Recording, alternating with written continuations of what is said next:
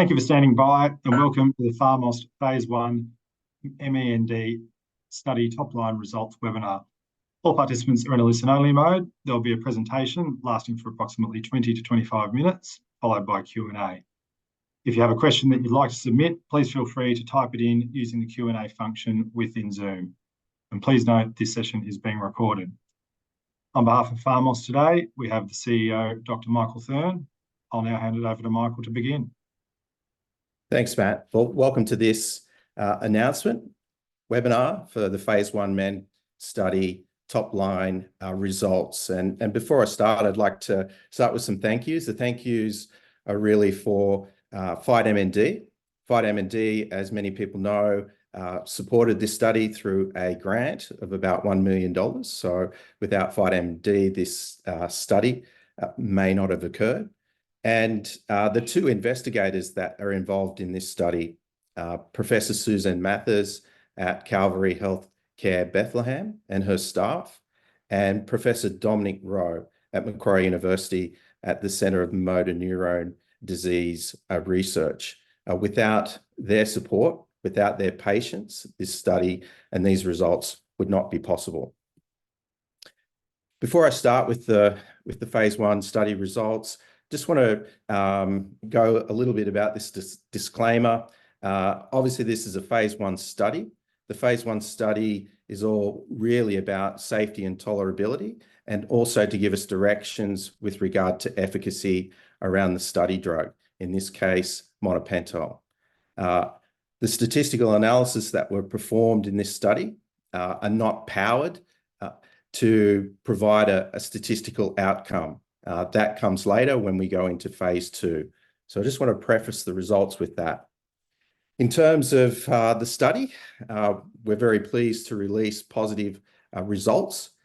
Our primary objectives of demonstrating safety and tolerability have been met through the 12 patients. So the 12 patients with motor neurone disease, some of those have been on study drug monopental for out to 13 months during this study.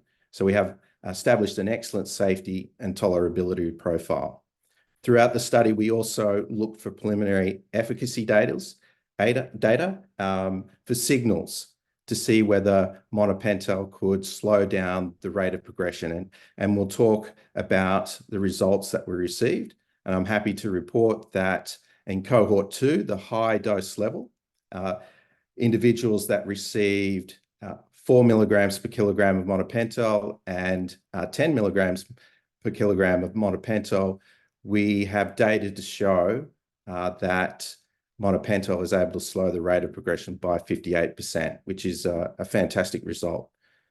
We also collected data and looked at the level of monopental and its active metabolite, monopental sulfone, in the cerebral spinal fluid. And we were able to detect quantifiable levels in the cerebral spinal fluid. So again, providing evidence that the drug, monopental, and its active metabolite are able to reach the cerebral spinal fluid where the target, the engagement, being able to perform autophagy in the diseased motor neurons to perform that all-important cleanup of toxic protein. This data also shows that we have a superior safety and tolerability and preliminary efficacy profile to the leading FDA-approved drug, Rilibriol. And we also present data within this presentation to show that based on work done by Berry Consultants, our statistical company, that we may be able to prolong a patient's life expectancy by between 13.5 to 56.5 months, depending upon the severity of the motor neuron disease when they start drug. And then, of course, this data also allows us to select the optimal dose to take forward into our next clinical trial, which is our pivotal Phase 2/3 clinical study, which we hope may be able to allow us to receive accelerated approval from the FDA. So let's just look at the study itself, talk a little bit about about how the study was performed. As I mentioned, it's a phase 1 study. The study objectives are really around tolerability and safety, and the individuals were on drug for up to 13 months to look at the pharmacokinetics of monopental, and then look at preliminary efficacy. And the main preliminary efficacy endpoint that we looked at is the ability for monopental to slow down the rate of decline in ALS-FRS score. The individuals that were enrolled in this study, there was 11 men and 1 woman, and those particular patients had a mixture of familiar and sporadic ALS. There are also other exclusion criteria that they had to meet, and the median age for the population that was enrolled in this study was 63.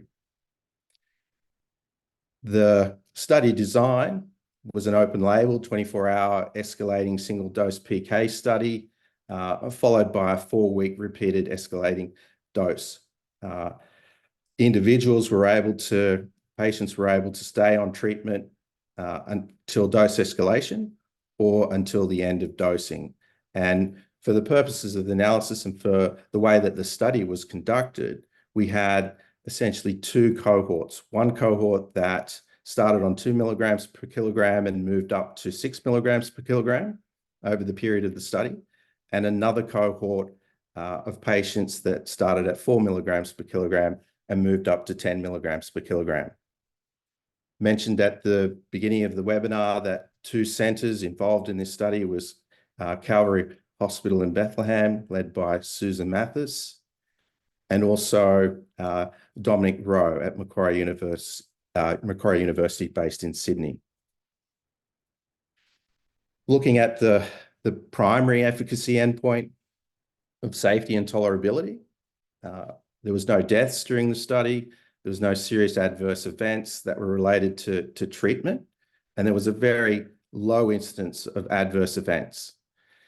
In fact, the number of adverse events across all dose levels totaled 56, and there was only 3 that were related to treatment. And of those 3 adverse events that were related to treatment, they were all mild in severity, and that consisted of raised liver enzymes in one individual, increased hair growth in another individual, and constipation in another individual. As I mentioned, no deaths. Importantly, no patients withdrew from the study or were discontinued from the study by the investigator, and all patients have moved into a compassionate use program and are now being enrolled into an open label extension study for a further 12 months. There was 1 serious adverse event that was reported, but that serious adverse event was deemed unrelated to treatment, and that patient was hospitalized because of intestinal dilatation and pneumonia. Excellent result on the safety. In terms of looking at preliminary efficacy, as I mentioned before, the preliminary efficacy was all based around looking at ALS-FRS, and ALS-FRS is a predictor of survival in patients with motor neuron disease or amyotrophic lateral sclerosis. And we can use this ALS-FRS score, track it over a period of time to ascertain the rate of decline in a patient's fine and gross motor function. So some of the domains that are looked at, and these domains are calculated. The patient fills in a 5-scale questionnaire about speech, swallowing, handwriting, and that score that for each of those domains is then added up, and the final score, if it was someone normal, they would have a score of 48. And then obviously for someone with motor neuron disease, they would have issues with some of these domains and they would have a lower score. So as you can see here, this is the results from Relyvrio. So Relyvrio is the FDA-approved drug, the latest FDA-approved drug that provides 9 months life expectancy. And here you can see how we track the rate of decline over a period of weeks to months for in this case, Rilivrol, and you can see the patients in this study declined over that 24-week period. And by comparing it to a placebo group, you can work out how much benefit the drug is potentially providing to the patient. So in our study, we looked at ALS-FRS. The first analysis that was done was looking at the rate of decline in ALS-FRS and comparing it back to baseline. So this graph, as you can see on the right-hand side here, shows you the results for the two cohorts. So cohort 1 in green, cohort 2 in blue.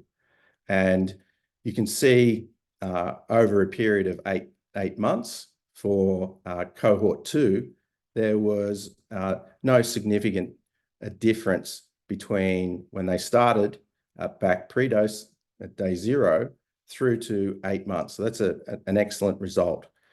In terms of cohort 1, the cohort that was started on 2 milligrams per kilogram, you can see that over time, for the first 7 to 8 months when they were on 2 milligrams per kilogram, they declined.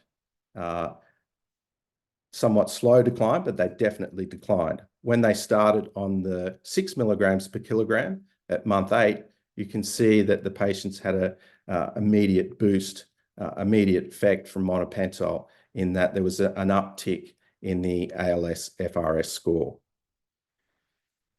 As I mentioned, we compared these results at end of dosing or end of treatment back to a baseline or pre-dose, back to 0, and there was no difference in the result from at baseline, day 0, through to the end of the study. So again, an excellent result, but can we get more information out of this result?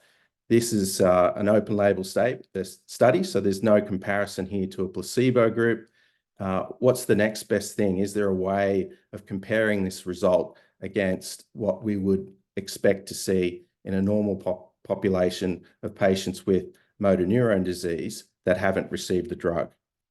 And we can do that, and we have done that through Berry Consultants. So Berry Consultants took our results and compared it against the PROACT database. So the PROACT database is the largest publicly available database of clinical study data from studies that have been conducted. In fact, there were 16 studies that were utilized in this database of over 8,600 people to create a database that we could compare back to in order to see whether treatment with monopental in our patients is potentially providing some benefit. And as you can see here from the results, the slope, the rate of decline in all 12 patients is plotted here against the PROACT database. So for the PROACT database, every month there was a decline of 1.22 in the ALS-FRS score. For monopental, all 12 patients pooled together, we had a rate of decline of minus 0.74. So anything under 1 is generally regarded as being a very good result. We then went one step further and looked at the two cohorts. So cohort 1, that received essentially the low dose, 2 milligrams and 6 milligrams over a period of 12 months, and looked at the result also from cohort 2, in this case, the high dose. So starting with 4 milligrams per kilogram and moving up to 10 milligrams per kilogram. And here you can start to see a dose response. So in the low dose, cohort 1, the rate per month, the decline in ALS-FRS was minus 0.83. And that correlates to a 23% slower decline in ALS-FRS. When we look at the higher dose, cohort 2, 4 milligrams, then proceeding on to 10 milligrams, you can see that there is somewhat of a larger difference between the PROACT database patients, the match controls in that database, to our patients. In fact, the the difference was was 58%. There was a 58% slower decline in ALS, FRS for our patients compared to the PROACT database. Again, a very encouraging and promising result. In terms of some of the other exploratory endpoints that were incorporated into the study, we looked at quality of life. That was conducted through a questionnaire, and the low dose, the high dose, so cohort 1 and cohort 2, from pre-dose, beginning of the study, beginning of treatment through to the end of treatment, there was really no difference in the two cohorts and that quality of life in the patients. Again, for ECAS, or the cognitive screen, we didn't see any major differences between pre-dose and end of treatment for cohort 1, the low dose, and cohort 2. For slow vital capacity, another measure, slow vital capacity measures respiratory function, lung function in these individuals. One of the functions that is, as the disease rapidly sets in, individuals have problems with breathing, with respiratory function. And as you can see here, there was a small decline in cohort 2, but the error bars are quite large from pre-dose to end of treatment. Again, not a big change, not really a significant difference given the error bars. In terms of some of the exploratory biomarkers, there was really no big difference between neurofilament light chain in serum. There was a slight, small decline for cohort 2 from pre-dose to end of treatment, but again, large error bars. For urinary P75 ECD, which again is a marker of neuronal degeneration, you can see that, interestingly, for cohort 1, there was a stabilization of urinary P75. Normally, patients with motor neuron disease, as the disease progresses, on average per month, their urinary P75 levels go up by 0.019. In this particular graph here, you can see that for cohort 2, there was essentially no increase, potentially meaning that urinary P75 may be an interesting exploratory biomarker that we can follow in phase 2. One of the more interesting results that came out of the biomarkers was neurofilament light chain when we looked at it in the cerebral spinal fluid. And the significance of this is that where patients, the sampling of this neurofilament light chain and analysis of the neurofilament light chain from the cerebral spinal fluid. So the cerebral spinal fluid is the compartment that bathes the spinal cord and the brain. So if you were going to see a difference, detect a difference, the first place that you would see a difference is in the cerebral spinal fluid. And as you can see here, in the patients that consented to having cerebral spinal fluid samples collected, in those patients, those 3 patients, there was a marked decline in the neurofilament light chain. Again, this points to a biomarker that we should and will use in our phase 2 study, our adaptive phase 2/3 study, moving forward in support of FDA approval. Just to quickly touch on pharmacokinetics and target engagement, the pharmacokinetics really showed that as the dose level increased of monopental, that there was a somewhat proportional increase in the metabolite. So the liver was metabolizing monopental, remembering that monopentyl sulfone is as active as monopental. We're able to see that over time, there was an accumulation and steady state levels were reached with monopentyl sulfone. Importantly, we were able to detect monopentyl and monopentyl sulfone, the major metabolite in the cerebral spinal fluid.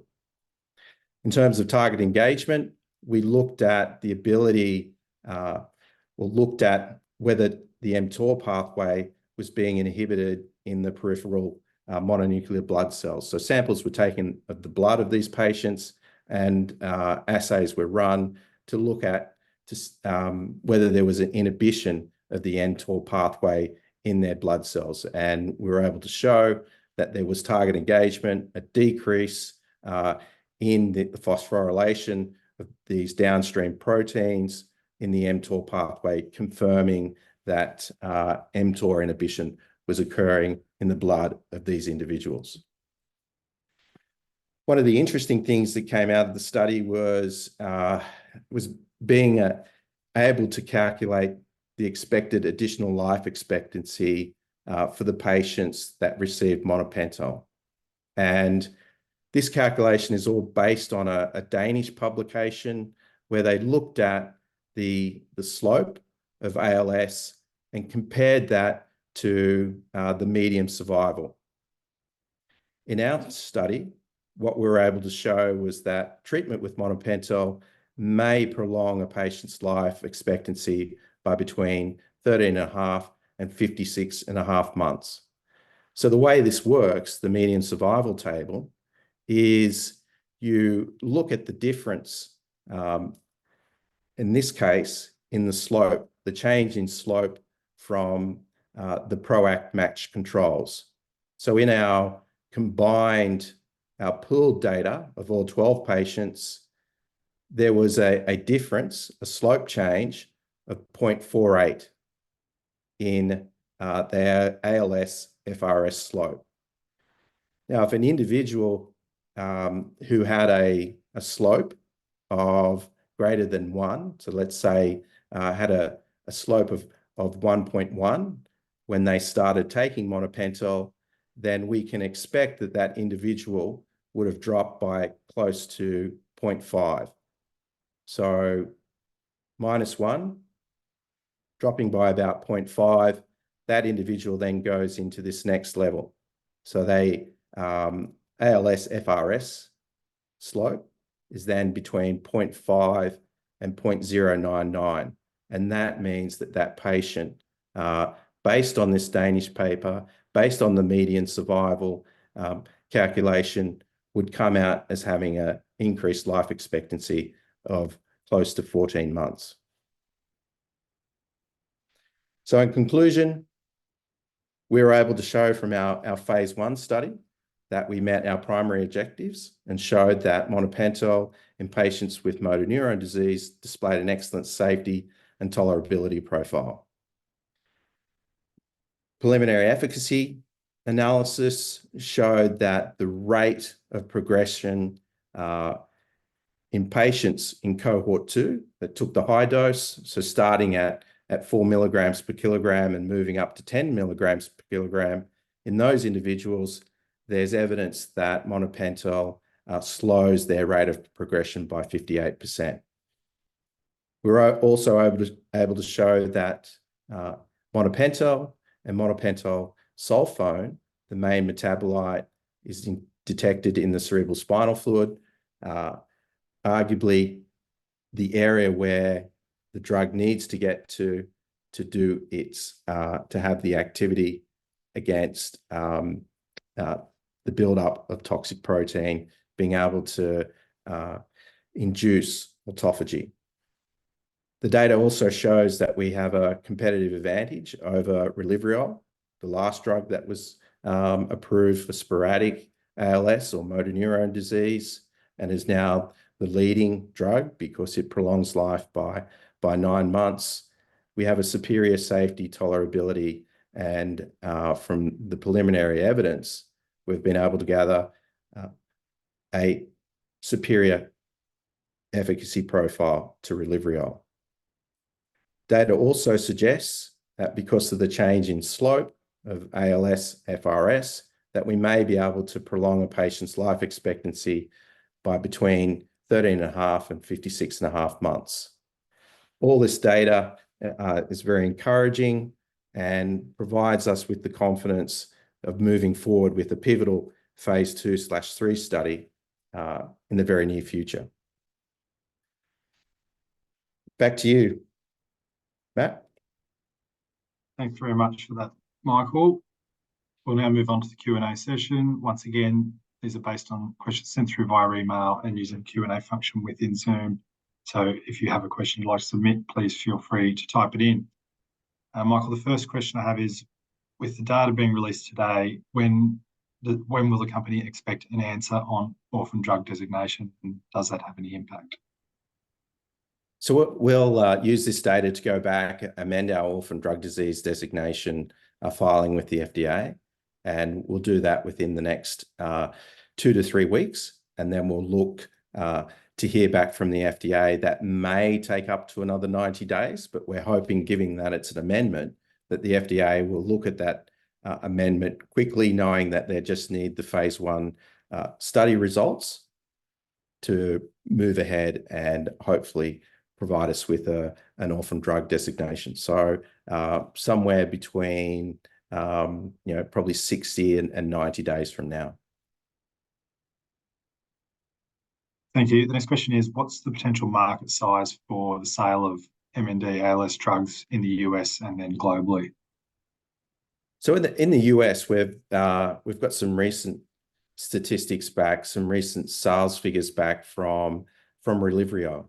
So Relyvrio was approved back in September 2020 in 22, and in the first 2 months of 2023, the first 2 quarters of 2023, the drug sales were over $200 million US.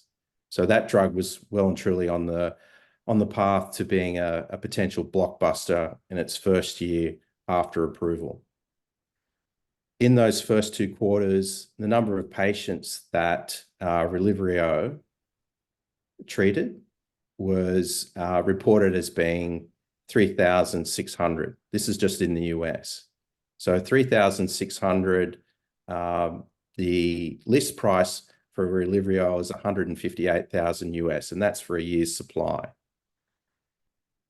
They were hoping that Relyvrio, the uptake would continue, and the total addressable market, according to Amylyx Pharmaceuticals, was about 10,000 patients in the US a year. So they were hoping to go from 3,600 up to 10,000 in those final 2 quarters of 2023. Unfortunately, when the sales figures come back, they weren't able to achieve that. Both quarters, the sales were around about $100 million. And the reason for that was that they were finding that people were discontinuing roughly 50% because of diarrhea, their main side effect. So to get back to your original question, what's the total addressable market in the US? It's probably similar to Relyvrio, so about 10,000 patients currently. Globally, given that the US makes up around about 65% of the market, we're probably looking at another 3,000 odd people to add to that. So there is a very real likelihood that, should monopental, should the efficacy profile, that 58% that we were able to achieve in cohort 2, should we be able to sustain that, prove that in a larger population in our phase 2/3 study, that monopental could well, in fact, be on the road to being a blockbuster. Thanks, Michael. The next question is, what data should we be looking at to compare monopental to Relyvrio in terms of performance? So in terms of performance, I think there's 3 things. One is the taste. So we recently learned from Amylyx Pharmaceuticals that they were reformulating their formulation because patients were complaining about a bitter taste. And in fact, a lot of them were discontinuing because of that bitterness. We also know that rilivrol has a pretty poor side effect profile, which undoubtedly led to most of the discontinuations in Q3 and Q4 last year. That side effect was diarrhea. As I relayed tonight, we only saw 3 mild adverse events in 12 patients. Most of those patients had been treated between 8 and 12 months. So an excellent safety profile, definitely not an issue that we need to worry about going forward, is safety. And the last one is obviously efficacy. So presented a comparison here in the slide deck today that showed that when rilivrol was approved, received accelerated approval from the FDA, its ability to slow the progression of motor neurone disease as measured by the ALS-FRS score was around 25%. Our low dose was 23%. So we're pretty much there with our low dose. If we look at all 12 pooled patients, that went up to 39%. When we look at our cohort 2, that was on 4 milligrams and 10 milligrams, and I'll point out that 10 milligrams, that cohort 2 dose level, most of those patients were only on that 10 milligrams per kilogram for 3 months. So there's definite upside in terms of potentially improving over 58% because those individuals were only on the high dose, as in the top dose level of 10 milligrams per kilogram for a relatively short period of time. So I think we're in a very good competitive position in terms of providing superior efficacy to rilivrol. Obviously, we need to confirm that in our phase 2 study, but where all the signals are there, we're in a very strong position. Thanks, Michael. The next question is, with the statement of life extension, is that information based on the average of the 2 cohorts or just cohort 2?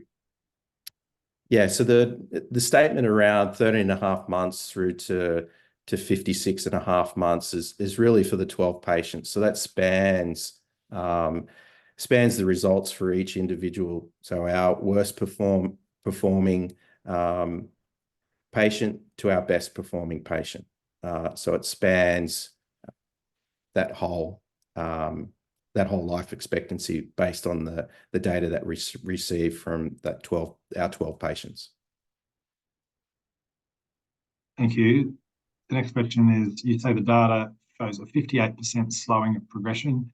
Does this number vary based on the patient's state at the beginning of the trial, and would an earlier diagnosis have a better reduction in progression? That's something that we'll continue to look at. And by the way, these are top-line results. So there's going to be further analysis that's done, further comparisons between ALS-FRS score and neurofilament light chain, for example. But the 58% result, it possibly could have been better. In that cohort, there was one patient that was noticeably in poorer condition than the other 4 patients. So there is a potential to improve on that 58%. Thank you. The next question, as the data looks fantastic, how fast can the company gear up into a clinical trial?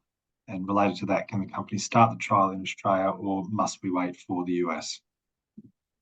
We've already started gearing up for the adaptive phase 2/3 study. And some of the activities that we've been doing is obviously presenting the proposed protocol to the FDA. So a few weeks back, we received feedback from the FDA on that proposed protocol. We've also been engaging different CROs to run this study for us globally. And then there's also the opportunity for PharmAust and Monopental to be an arm in the Healy platform trial. And it's fair to say that discussions have begun with the Healy platform trial team about the potential for doing that. So we're somewhat well advanced in the preparation, the necessary startup activities, CROs, sites that we could potentially engage internationally, so globally, but also here in Australia. So we would like to continue to conduct studies, have sites here in Australia, make the study drug monopental available to people, to patients here in Australia.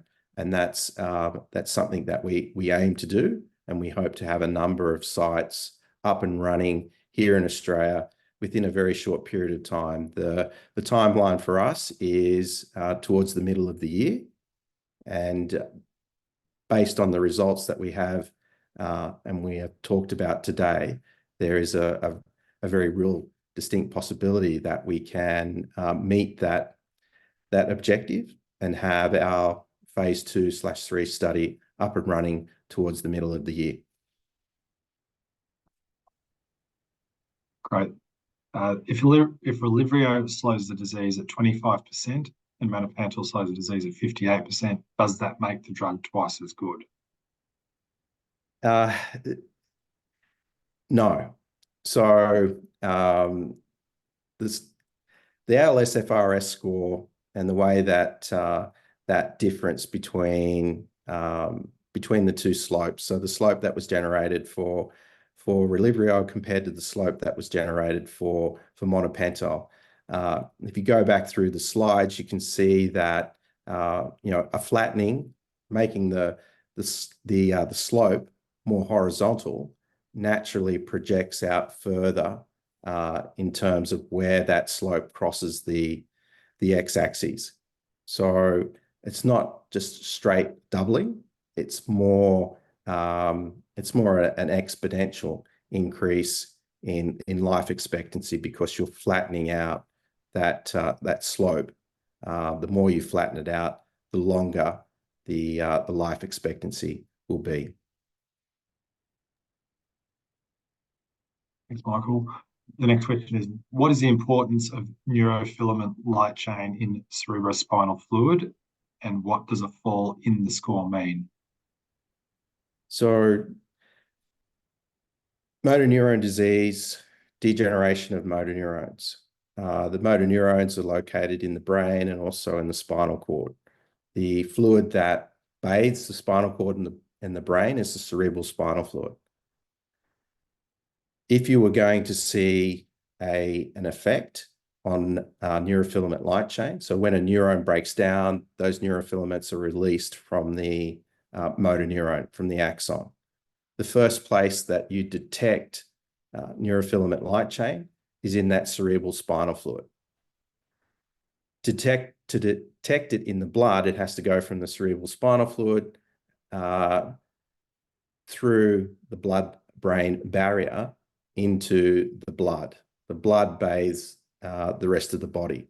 So to get a more accurate reflection of whether you're having an effect on motor neurons is in the compartment that directly bathes the target that you're trying to affect. So in this case, the cerebral spinal fluid is that compartment where you will get more accurate measurements. And that came out in the results. So in serum, in blood, the levels of neurofilament are very low. So it's very hard to detect a major increase or a major decrease is what we would be looking for because the levels there are so small. To see a more accurate depiction of what's going on in the motor neurons, the compartment that bathes those motor neurons is going to be able to provide you. And what you see is that in that compartment, the cerebral spinal fluid, neurofilament light chain is at very high levels, somewhat 50 times to 100 times higher than what is in the serum. So any immediate effects that you might be having on the release of neurofilament light chain is going to be picked up in the cerebral spinal fluid. And you're able, because of the large levels of neurofilament light chain that is released into the cerebral spinal fluid by patients with motor neurone disease, you're able to detect with a lot more confidence small changes in the cerebral spinal fluid. Thank you, Michael. The next question I have is, how long would it take to complete a phase 2/3 clinical trial? And related to that, if successful, how long would it take to have an approved drug? So the adaptive phase 2/3 study that we're planning, the one that was submitted to the FDA that we received comments back from the FDA. So that has a phase 2 and a phase 3 component. The phase 2 component goes for 24 weeks, and then to convert to a phase 3, it goes for another 24 weeks. So the total phase 2/3 study goes for 48 weeks. Generally speaking, to enroll the patient population that we're targeting, which is around 210 patients, that would take globally roughly about 6 months. So if we started the trial in the middle of this year, it would take us 6 months to recruit the 210 patients. So that's the end of the year. Then those patients, working from the last patient that was enrolled in that study, they would be on treatment for another 24 weeks. So that essentially takes us out to the middle of 2025, so June, July. So by that stage, all the 210 patients would have completed treatment. So that's 1 year from the start date in June this year to be in a position to complete treatment for 24 weeks. At that point, we will have an interim analysis for futility, but also that interim analysis will give us an opportunity to go back to the FDA to potentially receive accelerated approval. So from when that patient stops treatment, so in a year's time from June, July this year, so the middle of 2025, it'll take roughly between 8 and 10 weeks for those results of those interim analysis to be known. So we're talking Q3 of 2025 when we'll know the results from our 24-week phase 2 component of that phase 2/phase 3 study. We would then be in a position to go to the FDA at the end of that year for potentially accelerated approval. Should the results look favorable, that there was an indication that patients were receiving benefit, then all those patients that would then be rolled over into that next 24 weeks to build it out to a 48-week study. By going out to 48 weeks, it enables us to provide data to the FDA at a later stage to potentially get full approval from the FDA.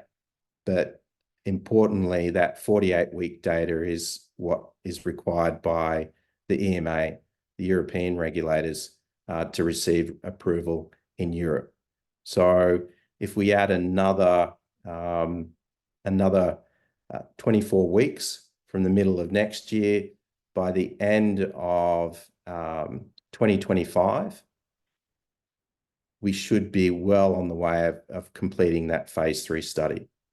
And in between time, should the results that come out of the interim analysis at phase 2 look favorable, then we would have been in a position to file for an accelerated approval for the FDA.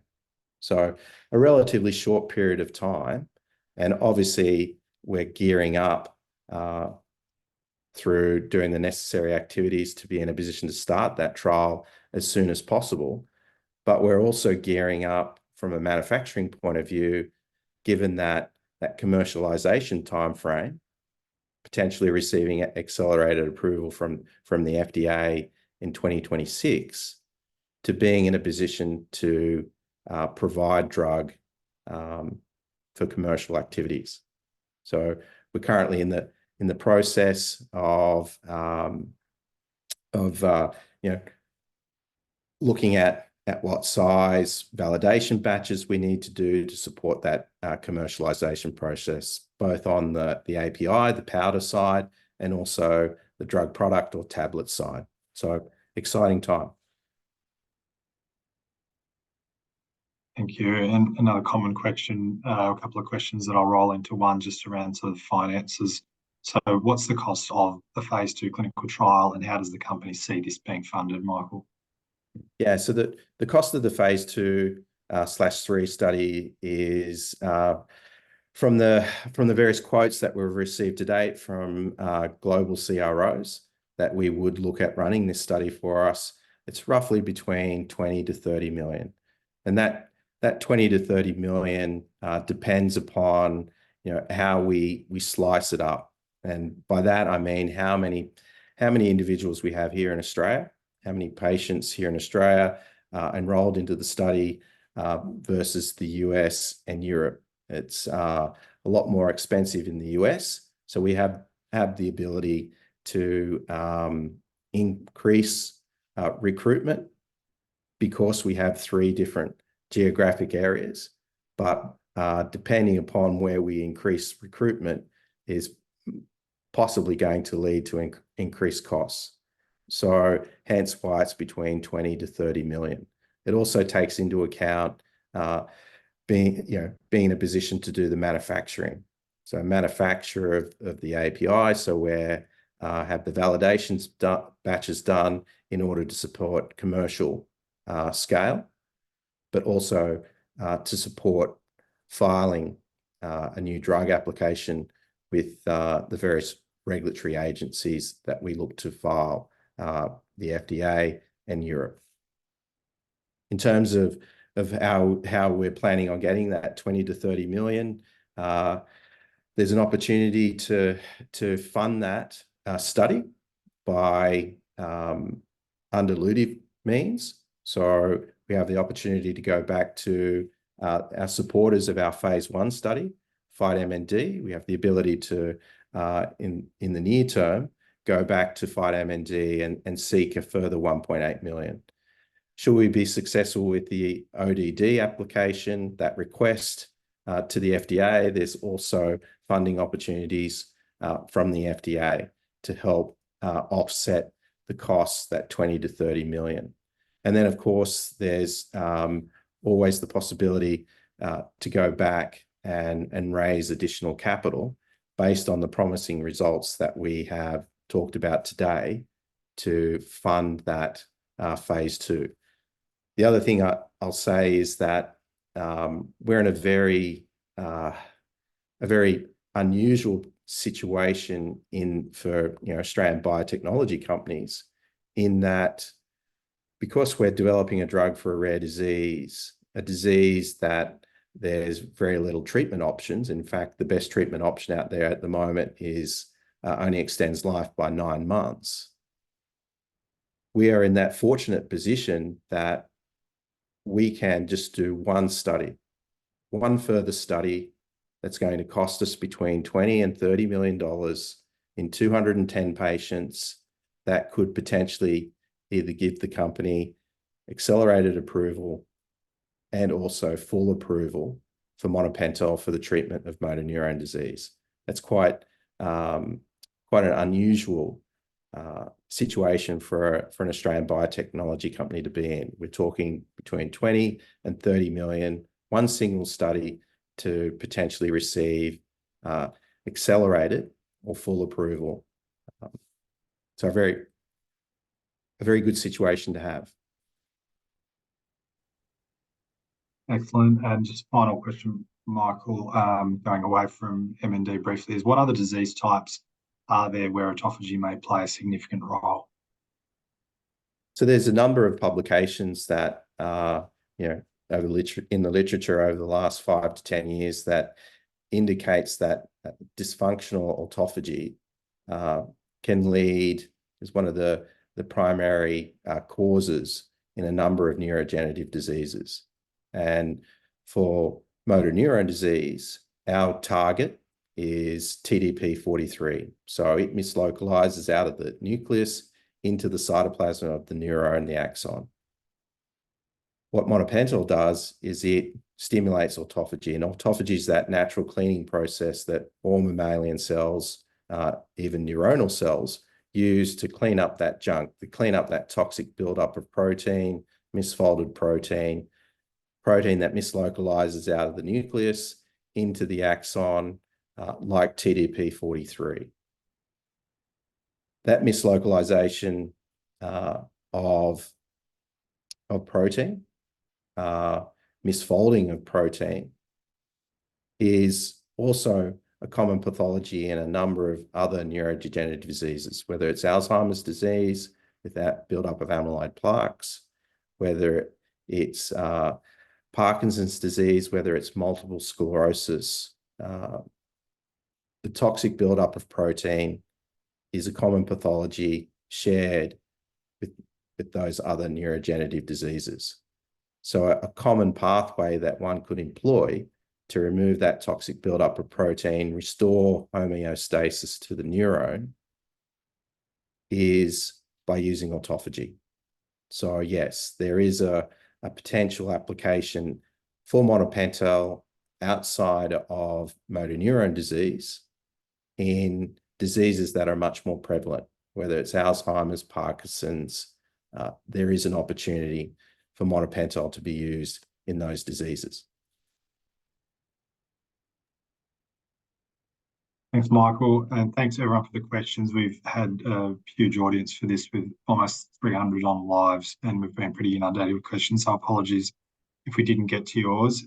If you do still want to follow up your question, I think many shareholders are familiar with the PharmAust Investor Hub, and please feel free to utilise that to ask those questions, and the team, Michael and the team, will come back to you in due course. But Michael, I'll just hand it back to you to provide a final comment. Yeah, final comment is, this is a phase 1 study. The phase 1 study has produced very encouraging results.